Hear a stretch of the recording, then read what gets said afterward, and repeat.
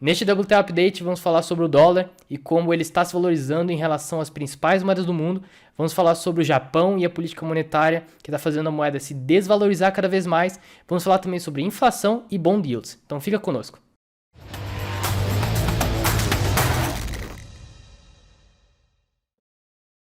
Lembrando, pessoal, que esse vídeo não é nenhuma dica nem recomendação de investimento. Eu não estou falando para vocês comprarem ou vender nada. Eu estou aqui apenas para mostrar minha opinião de forma educacional, para vocês entenderem o que pode acontecer ou não e que fatores levam esses movimentos a ocorrerem. Então eu não estou aqui dizendo para vocês comprarem ou venderem nada. Não estou recomendando nenhum tipo de investimento. Ok, pessoal? Então vamos para o vídeo. Olá pessoal, tudo bem com vocês? Meu nome é Vitor Souza aqui da One Trades Academy e sejam bem-vindos a mais um WT Update. Para quem não conhece, esse é o quadro no qual eu falo o que aconteceu de mais relevante no mercado de Forex na semana passada e quais oportunidades estão por vir nessa semana. Bem, para começar, semana passada nós demos um foco bastante grande no dólar e hoje eu queria começar falando um pouquinho sobre o dólar, especialmente sobre bond yields. Bem pessoal, estou colocando aqui o gráfico para vocês, é o gráfico do par Euro-USD, porque é aqui que eu vou começar a explicar alguns fatores de por que o dólar está se valorizando e dar uma pequena explicação sobre moeda e bond yields, ok? Então, o que vocês estão vendo aí é o câmbio entre o euro e o USD nessas candles, e a linha laranja se trata do bond spread entre a Alemanha e os Estados Unidos. Para quem não sabe o que é bond spread, é a diferença de rendimento entre as bonds de um país e do outro, tá? Então, nesse caso aqui, se a linha vai para cima, né, sobe, há uma diferença de rendimento entre a Alemanha e os Estados Unidos, e a Alemanha está rendendo mais, ok? Se essa linha desce, os Estados Unidos está rendendo mais do que a Alemanha, fazendo com que o bond spread diminua, ok? E por que eu estou mostrando isso?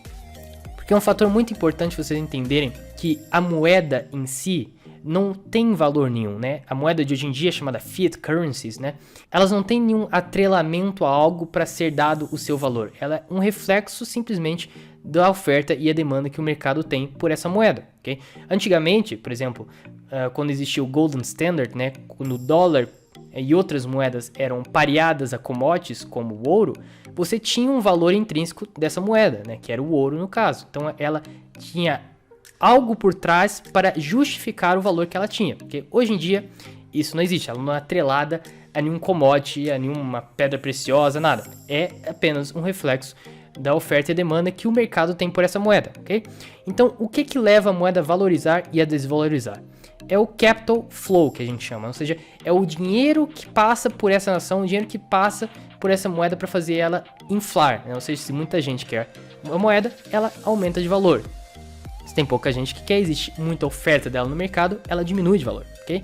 Isso é muito simples, mas algo que vocês têm que entender é que o que leva esse capital flow ir de um lado para o outro.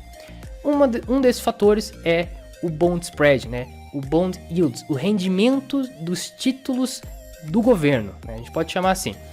Bonds nada mais é do que dívida que o governo passa para as pessoas, para os investidores, ou seja, ele vende dívida, né?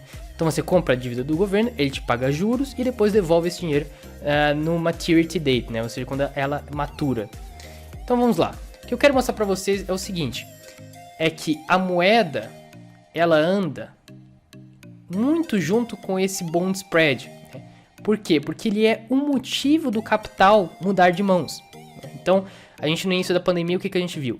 Viu o bond spread entre a Alemanha e os Estados Unidos dar uma gigante aumentada, né? Ou seja, se valorizou muito o rendimento na Alemanha em relação aos Estados Unidos, ok? E o câmbio, enquanto isso, ficou aqui embaixo, depois se valorizou, depois deu mais uma baixadinha, se valorizou, até que pegou juntamente aqui com essa linha de rendimento. Então, o motivo é o quê? Primeiro, há uma mudança nos mercados, ou seja, que fazem com que os investidores troquem o dinheiro de um lugar para o outro, né? Ou seja, tem que ter um motivo primeiro, e esse motivo, um deles, né? Existem vários fatores aqui que fazem essa mudança no câmbio, mas a gente vai colocar aqui bond spreads porque é um que nós traders prestamos muita atenção para tomar decisões e ajudar a gente, auxiliar a gente a tomar algumas decisões. Então tá aqui, o bond spread subiu, fazendo com que na Alemanha justificava mais investir seu dinheiro do que nos Estados Unidos, e depois o câmbio acompanha esse movimento, porque aqui há um motivo e aqui há um efeito, ok? Então é causa e efeito. Então, o que acontece, por que eu estou mostrando isso para vocês, se eu vou falar dessa semana, isso aconteceu há meses atrás? Porque é o seguinte, há uma parte que o bond spread começou a despencar. Tá? Ou seja, até aqui, ó, o bond spread estava aqui em cima, despencou esse valor todo, mas mesmo assim, isso que é importante vocês verem, mesmo assim o que aconteceu ao câmbio?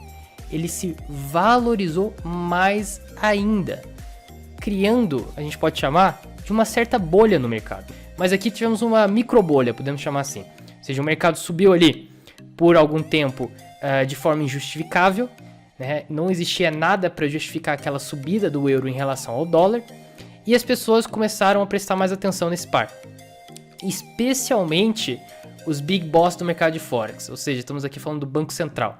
Estou aqui num artigo que foi publicado já meses atrás, quando isso estava acontecendo. Nesse artigo, a presidente do Banco Central Europeu veio a público dizer que o euro estava muito valorizado, muito inflado em relação ao dólar, e que isso afetou muito uma coisa na Europa, que é essa parte aqui.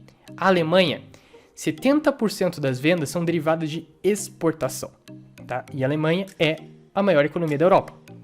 Então, se 70% das vendas são derivadas por vender produtos para o exterior, fora da Europa, qual o maior problema da sua moeda estar valorizada demais? Que no caso o euro estava muito inflado.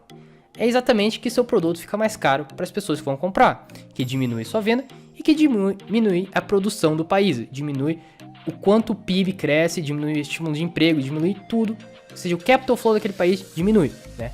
Então isso estava sendo um problema para a Alemanha, e a presidente do Banco Central Europeu até chegou a ameaçar uma redução maior ainda na taxa de juros se isso não se resolvesse. E ela culpou, a maior parte da culpa, ela disse que foi dos especuladores que não param de puxar o euro mais para cima. Então foi uma alta derivada por especulação. Então o que ela mais alegava era ser uma bolha, né? Uma bolha de mercado que era derivada apenas por pura especulação.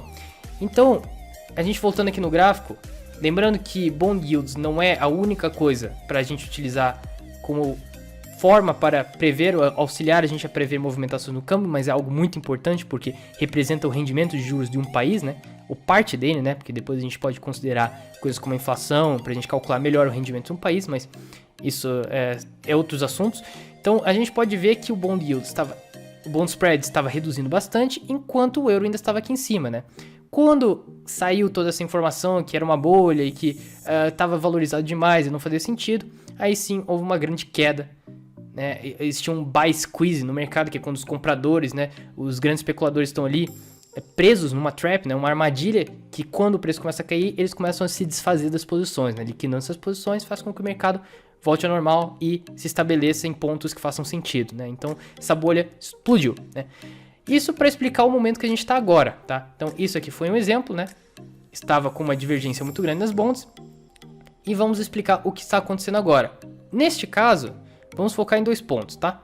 Um ponto é esse pico aqui, que isso se compara a exatamente esse ponto aqui, nas bond spreads, tá?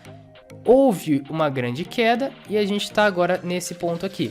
E se a gente reparar no bond spread, a gente está praticamente no mesmo ponto que estava anteriormente, tá? Então, há de novo uma certa divergência entre o que aconteceu no bond spread e o que está acontecendo na taxa de câmbio. Mas quais são os fatores que estão levando isso a acontecer? Uma é, a demanda por dólares no mundo inteiro tem crescido, né? Especialmente para você controlar, pelos países para controlarem a taxa de câmbio deles. O Brasil é um exemplo disso. 60% do mundo inteiro utiliza o dólar americano como reserva do país para vários motivos, e um deles é o controle da taxa de câmbio, né? Por exemplo, o Brasil é um país que o câmbio sofreu muito durante a pandemia, né? Então eu posso usar aqui um exemplo para vocês. Vamos fazer uma linha aqui mais bonita, tá meio torta isso. Aqui, ó. Então imagina comigo aqui, muita gente no Brasil, com a desvalorização, está querendo então trocar os seus reais, isso aqui são todos reais, esses em verde, por dólares, tá?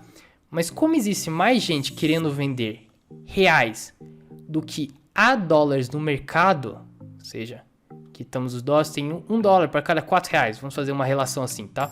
Então o valor desse dólar vai aumentar, porque tem muita gente querendo comprar. Aí que entra a intervenção do Banco Central. tá? Então o Banco Central vem aqui e fala, opa, isso aí tá descontrolado, deixa eu dar uma ajuda aqui para controlar o meu câmbio, né? Porque é importante o país controlar o seu câmbio. Então aqui vem o Banco Central e fala, eu dou mais dólares aqui pro mercado, vou vender as minhas reservas para controlar a taxa de câmbio, né? Isso é um dos exemplos. Então o mundo inteiro tem reservas bancárias, né, do Banco Central feitas em dólares, grande parte, né? Não o mundo inteiro, mas 60% aí é o cálculo que fazem e postam em vários lugares, que economistas dizem então que é o número da reserva em dólares do mundo inteiro, beleza? Então isso aí ficou claro, né? Um dos motivos que faz com que o dólar esteja se valorizando no momento é a demanda que é criada por dólares. Outro motivo, pelos bancos centrais, né? Outro motivo, bem, pela situação que a gente está vivendo no momento hoje, a gente tem grandes opções de investimento no mundo, né? Grandes nações que têm potencial de crescimento e que são bons lugares para investir. Vamos colocar elas aqui na mesa. Então, nós temos o USD, né? Vou colocar as moedas de cada lugar, que é os Estados Unidos. Nós temos o euro, que é a Europa, né? A Europa toda em si. Podemos falar da Alemanha, podemos falar de outros países europeus. Nós temos também o Japão. E vamos colocar a China aqui de exemplo, tá? Dá para colocar aqui outros países, mas eu vou usar esse aqui de exemplo, tá bom? Vamos lá. Bem, eu sou um investidor, tá? Eu quero rendimentos, eu quero colocar meu dinheiro em um lugar que faça sentido e que ele vá render bastante, tá? Vamos primeiramente excluir as opções que não dão certo, tá? Japão. Japão a gente já falou no último vídeo, vou falar mais um pouco deles aqui nesse depois, mas basicamente a política monetária deles, a política fiscal deles é expansionista no momento, ou seja, ela abaixa a taxa de juros a níveis negativos, o rendimento do tesouro do Japão é também baixíssimo, então não vale a pena você colocar o seu dinheiro lá. E além disso, a moeda deles cada vez mais se desvaloriza, também vou colocar isso mais pra frente no vídeo pra vocês verem. Então, um lugar que não é bom colocar meu dinheiro pra render, né? Na verdade, o Japão é conhecido por ser uma funding currency, né? Uma moeda que você pega ela, porque é barata de ser emprestada, e investe ela em outros lugares. Mas isso é outro assunto também. Então, risco Japão. China. China, a gente teve o problema aí da Evergrande, né? E também estamos tendo várias políticas que o governo está implementando que estão deixando os investidores um pouco apreensivos de colocar o seu dinheiro lá. Então é outro país também que não está sendo um destino muito bom para grandes investidores. Então não é uma opção para colocar o meu dinheiro. Europa está com uma crise energética. Também tivemos uma eleição na Alemanha agora que não foi muito boa para os olhos dos investidores. Até acreditam em aumento de taxas, de impostos. Então está criando também um grande flow para fora da Europa. Então dinheiro saindo da Europa e indo para alguns outros locais, como por exemplo a Suíça, né? É um dos destinos. A gente também já falou isso nos últimos vídeos, que existe aí um grande flow de capital saindo da Alemanha para a Suíça. Então está fazendo também que as pessoas prefiram colocar o dinheiro fora da Europa, fora da Alemanha, que é a melhor opção, né? A gente pode dizer assim, a maior economia da Europa, então também não está sendo uma opção. Tem também crise energética lá, então não é uma boa a gente colocar nosso dinheiro na Europa no momento, tá? Então, como um grande investidor, nos sobra os Estados Unidos. Mas aí você me fala o seguinte, tá, Estados Unidos, inflação alta e calote fiscal, né? Que estão aí, a secretária do Tesouro veio aí falar que poderia acontecer um calote fiscal se eles não aumentassem o teto da dívida. Sim, poderia acontecer, mas todo mundo já tirou essa opção da frente, porque não faz mais sentido acreditarem que esse calote pode acontecer, independente dessa guerra política, os democratas culpando os republicanos e vice-versa, né?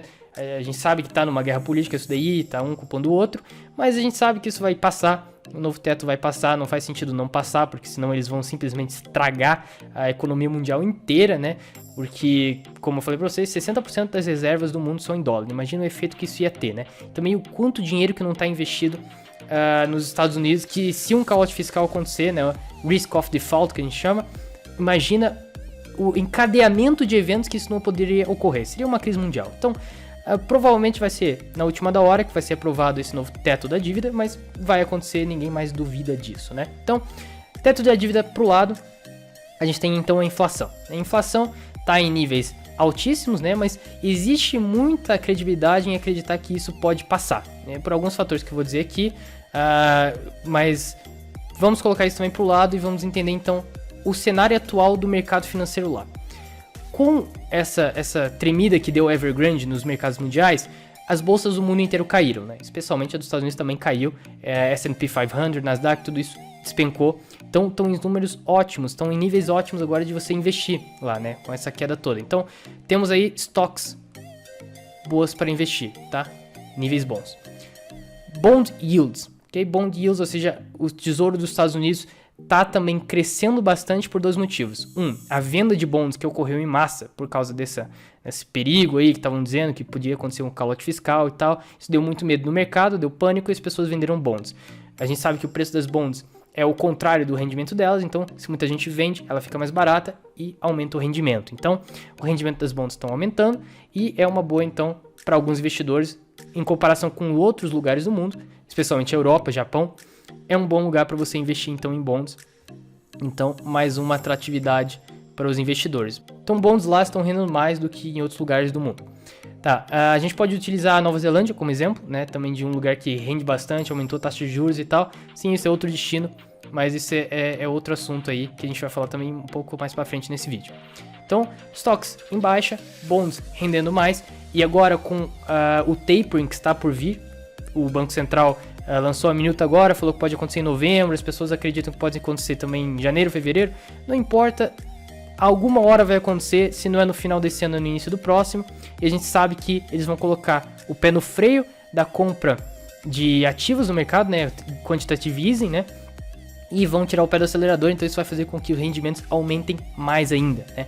E parar esse dinheiro excessivo, né? Se não me engano, são 120 bilhões de injeção na economia por mês que os Estados Unidos faz, e com uma diminuição nessa injeção de dinheiro também vai ajudar na inflação. Então a gente tem o quantitative easing aí para ajudar a gente também a tomar essa decisão. Então isso está fazendo com que o cenário dos Estados Unidos não podemos chamar que é o ideal para colocar o seu dinheiro lá, mas se você comparar com as outras opções, você nem pensa duas vezes, que é a melhor opção entre essa aqui que a gente está vendo. Então isso é um dos motivos que está fazendo com que o dólar está se fortalecendo em relação aos outros países, mesmo com toda essa situação, ok? Entenderam?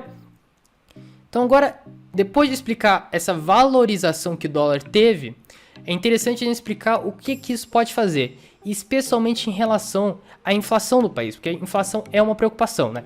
A gente já sabe de um lado, que é o quantitative easing diminuir, que isso já iria melhorar a inflação, porque injeção de dinheiro na economia aumenta a demanda por produtos, e isso faz com que o preço deles suba. Mas outra questão que diminui a inflação também é o seu câmbio do país, ou seja, o quão vale a sua moeda. Uma moeda valorizada, que é o caso dos Estados Unidos, diminui a inflação por dois motivos, ok? A gente sabe que agora com a crise do Covid, com o problema das energias super altas e super caras, com o problema de alguns minérios também super altos, super caros, várias questões da linha de produção primária das fábricas, tá ficando caro, né? Então, você ter uma moeda muito forte, né, que foi uma valorização forte que o dólar teve em relação a todas as outras moedas do mercado, você pode então comprar as coisas de forma mais barata, ou seja, os produtos lá de fora, importar produtos ficou mais barato para você, diminuindo o que a gente chama de PPI, Producer Price Index, né, o custo de produção que é de transformar um produto básico, né, um produto ali primário, em um produto aí final para as lojas e consumidores comprarem, né? Então isso causa uma diminuição no PPI, ou seja, a curva que está aqui que faz o preço ficar alto, né? Se você diminuir então, aumentar então a valorização da moeda, fica mais barato, então a curva vem para o lado, fazendo com que o preço diminua. E não só isso, existe aqui também um aumento no PIB do país. Antigamente estava aqui porque as coisas eram mais caras, agora como ficou mais barato, ele se desloca para o lado, aumentando então o rendimento do país e diminuindo o preço, ok? São modelos econômicos, não vou entrar muito aqui nisso, mas isso é o que ocorre com a valorização da moeda. E não só, né? Agora que existe produtos mais baratos para você produzir, isso também afeta o preço final do consumidor. E também, não só isso, agora que sua moeda é mais cara e é mais barato você importar coisas, isso faz com que as pessoas abram mais os olhos para o mercado lá de fora. Então, você diminui a concorrência, você diminui a demanda para produtos internos, que faz com que o preço também diminua, e as pessoas estão comprando mais lá de fora, okay? Então isso faz com que a concorrência dentro do seu país tenha que diminuir o preço mais ainda para concorrer um com o outro, né? Então você diminui tanto a inflação do PPI, né, que é o Producer Price Index. Então o PPI que escrevi errado aqui. Então o PPI que mede o preço de produção, e você também diminui o CPI, né, que mede a inflação do consumidor. Então isso é bom, você valorizar sua moeda nesses motivos. Então a questão da inflação está diminuindo pelo quantitative easing, está chegando aí, né? É uma coisa que as pessoas acreditam que vai acontecer, diminuindo a inflação por causa disso, e também o PPI e o CPI aí vão diminuir devido aí a taxa de câmbio estar mais cara. Muito complexo, confuso, talvez sim, mas é aí mais ou menos a forma que eu consegui explicar mais facilmente do porquê que isso acontece e porquê que isso pode fazer com que a inflação caia, tá bom? Mas, atenção, queria falar aqui sobre o curto, o médio e o longo termo do dólar, tá? No curto termo, eu me baseio um pouco mais sobre a questão especulativa do mercado. Assim como teve uma bolha aqui em cima, eu tô acreditando que tá uma pequena bolha aqui embaixo, né? E já estamos vendo esse movimento aí pegar, né? Porque tava aqui em 1,14, se não me engano, em 1,14 e pouco, abaixou um pouquinho do 1,15 e já tá em 1,16, né? Até fiz uma posição de compra no EURUSD semana passada e peguei um lucro aí desse movimento de alta. Mas eu acredito que ele vai subir mais, ou para esse nível aqui, por uma questão de especulatividade do mercado. Então o que isso pode ocasionar é um short squeeze, né? Quando existe muita gente vendida embaixo do mercado, ou seja, o mercado está em baixa e muita gente está aqui com posições de venda fortes. Se o mercado subir um pouco, isso vai fazer com que as pessoas larguem suas posições, vendam suas posições, e isso faz o efeito inverso, né? Se elas estavam vendidas, agora elas vão comprar, e isso faz com que o preço, de forma, no curto termo, suba um pouco. Então, no curto termo, eu aposto num EURUSD em alta, tá? E no médio e longo termo, um EURUSD pegando depois essa baixa de novo. Temos que esperar, ver o que vai acontecer nessa semana, temos que ver também sobre as questões dos números que vão sair. Emprego agora é a maior preocupação dos Estados Unidos, né? Porque labor force é algo que não recuperou ainda depois da pandemia começar, ainda não estão no nível de employment que eles queriam estar. Então isso é algo para ficar de olho, juntamente com CPI e PPI, para ver se realmente a inflação vai diminuir. E aí sim pode se concretizar esse movimento aí de valorização. As bonds agora vão ficar mais livres com o quantitative easing diminuindo, né? E vai atrair mais gente ainda. O mercado dos estoques pode se recuperar. Então eu acredito sim, no longo termo, um dólar mais forte. No curto termo, uma desvalorização. Então agora indo para o outro lado do mundo, né? Depois de falar do dólar, vamos falar do Japão, tá? Falei semana passada do Japão, só queria dar aqui um oi para ele novamente e mostrar para vocês o que aconteceu. Deixa eu só tirar aqui o bond spread, que não estamos mais falando disso. Valorizou mais ainda depois da semana passada que a gente estava falando dele.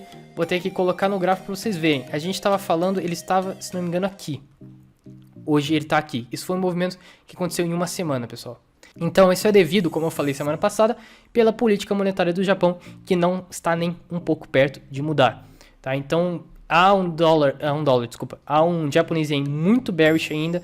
Não vejo perspectivas ainda de valorização, não que durem, né? Não médio e longo termo. Tá sempre aí o mercado corrigindo um pouco, isso é normal. Aqui é uma correção, aqui é uma correção, aqui é uma correção. Aqui também é uma mais forte, mas a tendência atual do mercado é de valorizar e continuar valorizando.